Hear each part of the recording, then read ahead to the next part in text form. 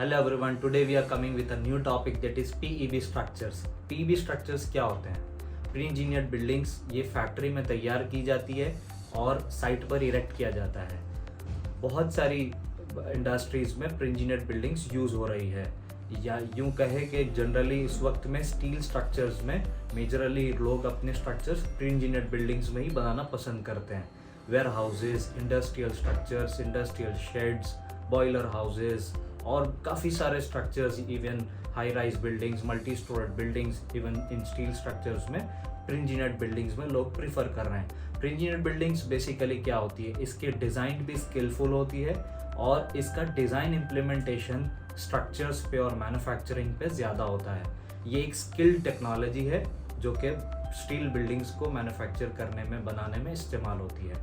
Basically जिसमें आपकी design का रोल बहुत ज़्यादा होता है, जिसमें सेक्शन साइजेस डिज़ाइन पर डिसाइड होती है। यानी कि आपकी सेक्शन साइजेस इसमें फिक्स नहीं होगी, सेक्शन साइजेस वेरिंग होगी।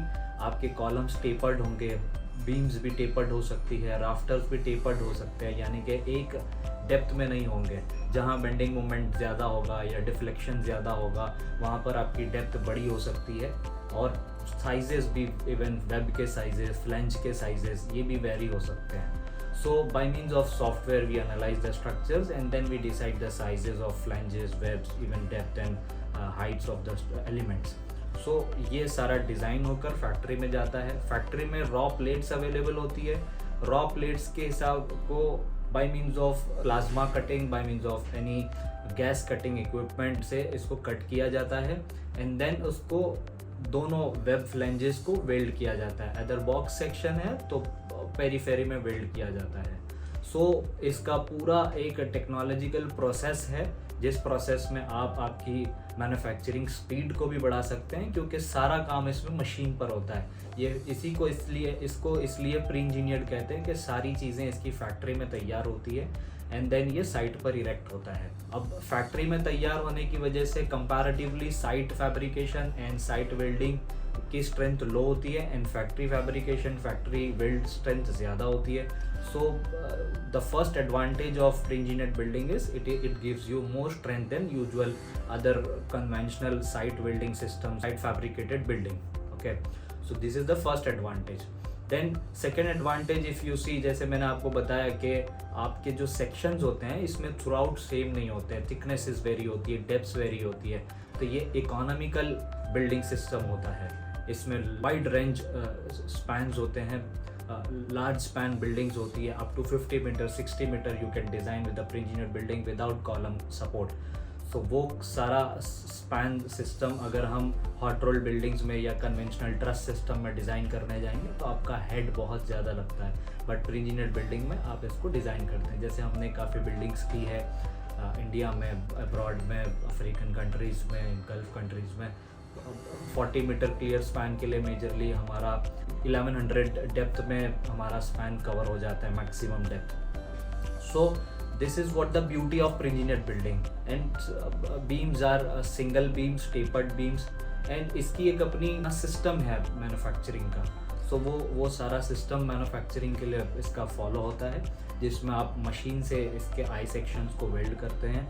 एक तरफ टेक वेल्ड होता है, एक तरफ कंटिन्यूस वेल्ड होता है। ऊपर के जब फ्लैंज पर जाएंगे तो वो प्रोसेस रिवर्स हो जाता है। देन वेल्डिंग कंप्लीट हो जाती है। देन होल पंचिंग, इधर होल पंचिंग पहले हो जाती है फ्लैंजेस में, वेब में, जहाँ जहाँ होल करने हैं वो होल पंचिंग भी, that is also with automatic machine system.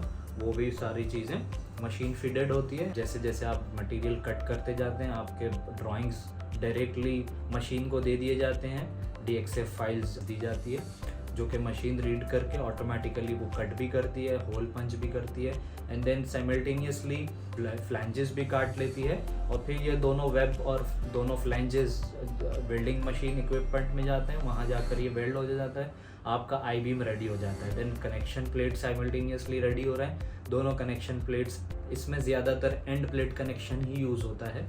ये आपके कनेक्शन प्लेट्स लग जाते हैं एंड देन आपका एक असेंबली रेडी हो जाता है। इसी के साथ साथ इसके जो एक फैमिली है, बेसिकली जो प्राइमरी सिस्टम है एंड सेकेंडरी सिस्टम है, तो इसी के साथ साथ इसका जो सेकेंडरी सिस्टम है वो कोल्ड फॉर्म पर्लिंग्स यूज़ की जाती है। हम हॉट रोल्ड पर्लिन्स भी यूज़ कर सकते हैं, बट इसकी असेंबली और इसका सिस्टम कोल्ड फॉर्म पर्लिन के साथ सेट किया गया है बेसिकली, चूँकि उसके अंदर होल्स करते हैं। कोल्ड फॉर्म पर्लिन्स की अपनी मशीनरीज होती है। Cold form Perlin steel rolled plates होती है, the range between 1.5 to 2.53 mm। वो जेड सेक्शंस होते हैं, जेड सेक्शंस ओवरलैप भी होते हैं जॉइंट्स पर, क्लीट्स आपके राफ्टर्स पे लगे हुए हैं। Then cold form purlins holes करके रेडी हो जाती हैं और कोल्ड फॉर्म पर्लिन्स आपके राफ्टर्स पर लग जाती है। देन सेकेंडरी एलिमेंट्स में आपके ब्रेसिंग्स है, रनर्स है, एंड देन डोर जैम्स है, गर्ड्स है, ये सारे सेकेंडरी एलिमेंट्स में ये सारी चीज़ें फैक्ट्री पर तैयार होती है और इरेक्शन आपका साइट पर होता है। अब इरेक्शन में इरेक्टर की स्पीड जितनी ज़्यादा होगी, मशीनरी यूटिलाइजेशन जितना ज़्यादा होगा, मैन पावर जितना ज़्यादा होगा, उतना फास्ट आप अपने प्रोजेक्ट को इरेक्ट कर सकते हैं। इवन 100 टन्स 150 टन्स प्रोजेक्ट है, that will take around 15 days erection time में ये आपका कंप्लीट हो सकता है। सो ये फास्ट बिल्डिंग सिस्टम है, इकोनॉमिकल सिस्टम है एंड सस्टेनेबल सिस्टम है। सो ये सारे एडवांटेजेस प्री इंजीनियर्ड बिल्डिंग्स के हैं, तो इसलिए वर्ल्ड वाइड यूज़ हो रहा है। इसको अमेरिकन कोड से भी डिज़ाइन किया जाता है, इंडियन कोड से भी डिज़ाइन किया जाता है। Here this is main frame, okay, and as I said कि जो बेस होता है ये पिंड बेस होता है। सो ये पर्टिकुलर स्ट्रक्चर का जो बेस है ये हमारा पिंड बेस है, ओके। सो पिंड बेस प्लेट जो होती है, इसके bolts within a flange and within nearby web होते हैं, बिकॉज सिर्फ आपका कंप्रेसिव फोर्स है, लेटरल शेयर फोर्स है, no moments are applied on this particular base. So अगर आपकी मोमेंट नहीं है बेस पर तो definitely there is no need of moment of inertia on the base, okay, to resist the moment. So हम उसको tapered कर देते हैं सेक्शंस को। देन आप ऊपर आते हैं, ये मोमेंट कनेक्शन है, बिकॉज यहाँ से आप आपका फ्रेम कंटिन्यू कर रहे हैं। सो ये एक इम्पॉर्टेंट मोमेंट कनेक्शन होता है जो काफ़ी प्रिसाइजली डिज़ाइन किया जाता है। मेजरली इसमें 20-24 डाया 30 डाया तक के बोल्ट्स लगते हैं। देन यहाँ पर CJP वेल्ड किया जाता है most of the time, because flanges are carrying heavy moments here, okay. Then ये कंटिन्यू चलता है। ये एक असेंबली मेरी रेडी हो गई, ओके। देन ये असेंबली रेडी हो गई। Most of the erectors they use to erect they erect complete frame at a time, और कुछ इरेक्टर्स ऐसे होते हैं जो पीस वाइज इरेक्ट करते हैं। So both the methods are correct, okay. So ये मेन फ्रेम हमारी आ गई। अब मेन फ्रेम के अंदर सेकेंडरी मटेरियल्स के, सेकेंडरी मेंबर्स के होल्स छोड़े जाते हैं, क्लीट्स छोड़े जाते हैं। जैसे फर्स्ट सबसे मेन सेकेंडरी मेंबर जो आता है वो पर्लिन्स होता है। So these are our purlins, and these purlins are overlapped on the rafter, okay?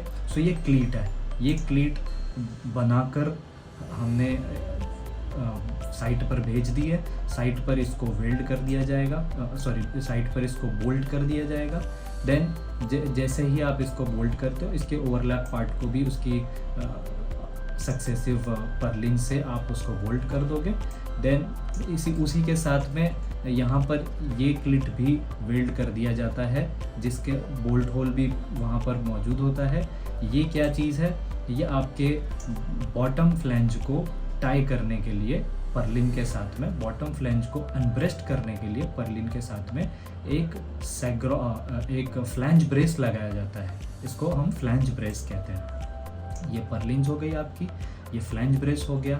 Then purlins को अनब्रेस्ट करने के लिए और एक दूसरे से टाई करने के लिए हम सैगरॉड का इस्तेमाल करते हैं। ये जनरली 12 डाया का होता है, ठीक है। तो सैगरॉड्स हो गए आपके यहाँ पर।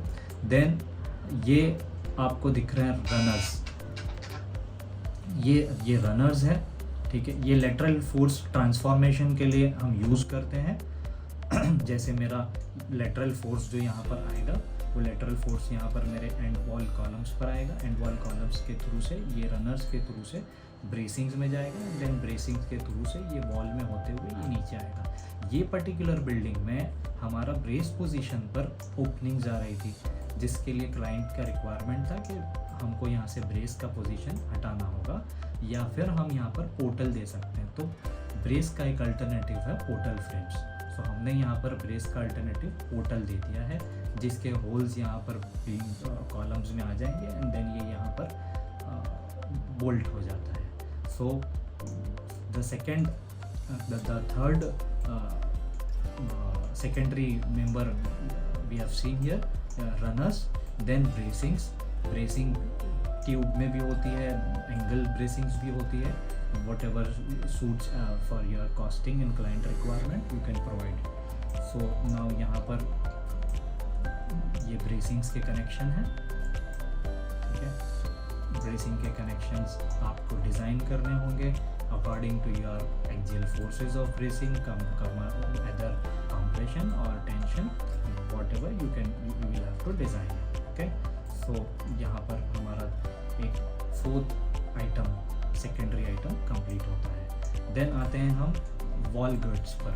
वॉल गर्ड्स के भी सिमिलरली प्रूफ पर्लिन की तरह वॉल गर्ड्स के भी क्लीट्स तैयार की जाते हैं। क्लीट्स पोजीशन और होल पहले से इसके अंदर फैक्ट्री में देकर इसको लाया जाता है। इधर ये क्लीट बोल्टेड होता है या ये क्लीट वेल्डेड होता है। ओके, देन वॉल गर्ड्स आप यहाँ पर बोल्ट कर देते हो। सो इस तरीके से आपकी बिल्डिंग रेडी हो जाती है और देन आप इसके ऊपर शीटिंग लगा देते हो। ओके, एंड वॉल कॉलम्स आपके रेडी है। एंड वॉल कॉलम्स में आपको वॉल गर्ड्स लगाने हैं, शीटिंग लगा देनी है।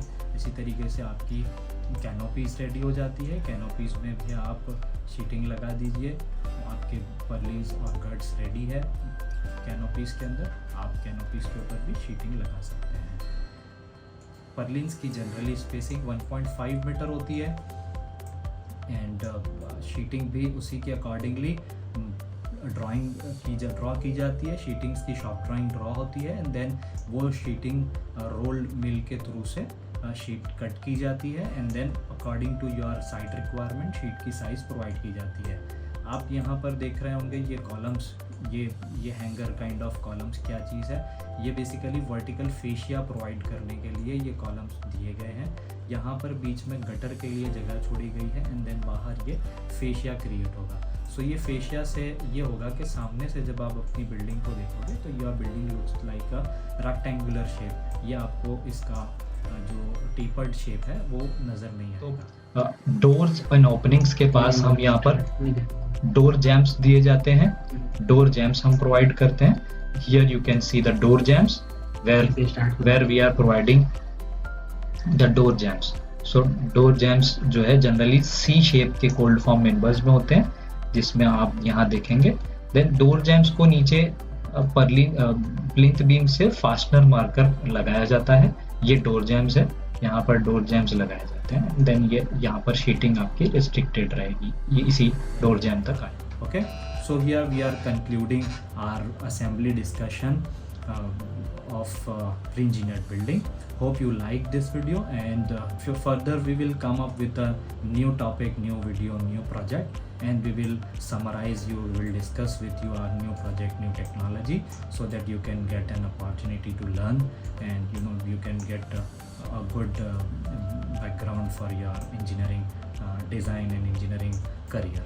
Thank you, thanks a lot.